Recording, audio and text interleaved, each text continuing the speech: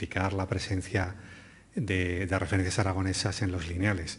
Ese es el gran reto, unido a otro gran reto que es duplicar la cifra de ventas de nuestra agroindustria.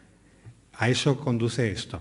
El jamón de Teruel es un producto que nos identifica, no tanto el ternasco, que a veces llama la atención, ¿verdad? Damos por hecho que el ternasco de Aragón es muy conocido y no lo es, y en eso tenemos que avanzar.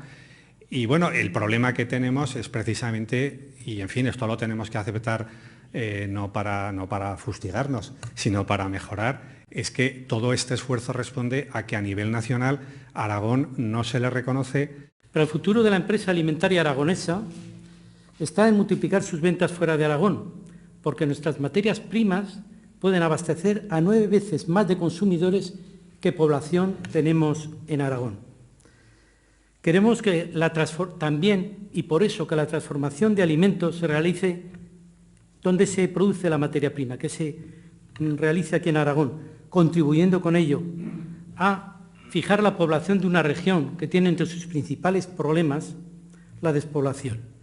Este verano el sector agroalimentario está haciendo un formidable motor de las exportaciones aragonesas entre el sector de la automoción y el sector agroalimentario.